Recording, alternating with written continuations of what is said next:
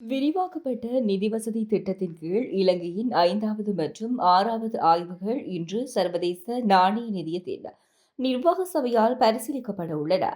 இதுகுறித்து கருத்து வெளியிட்டுள்ள இலங்கைக்கான சர்வதேச நாணய நிதியத்தின் செயற்திட்ட பிரதானி எவான் பபஜோர்ஜியோ, கடந்த சில ஆண்டுகளில் இலங்கை பொருளாதார ஸ்திரத்தன்மையை உறுதிப்படுத்துவதிலும், வெளிநாட்டு கையிருப்பு மட்டத்தை வலுப்படுத்துவதிலும் மற்றும் சந்தை நம்பகத்தன்மை மீள கட்டியெழுப்புவதிலும் குறிப்பிடத்தக்க முன்னேற்றத்தை அடைந்துள்ளதாக தெரிவித்துள்ளார்.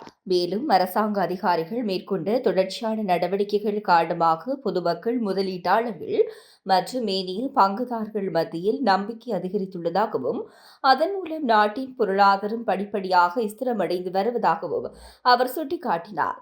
இருப்பினும் அண்மையில் உருவாகியுள்ள உலகளாவிய பொருளாதார மாற்றங்கள் மற்றும் சவால்கள் இலங்கையின் பொருளாதாரத்துக்கு புதிய அழுத்தங்கள் ஏற்படுத்தியுள்ளதாகவும் அவர் குறிப்பிட்டுள்ளார்.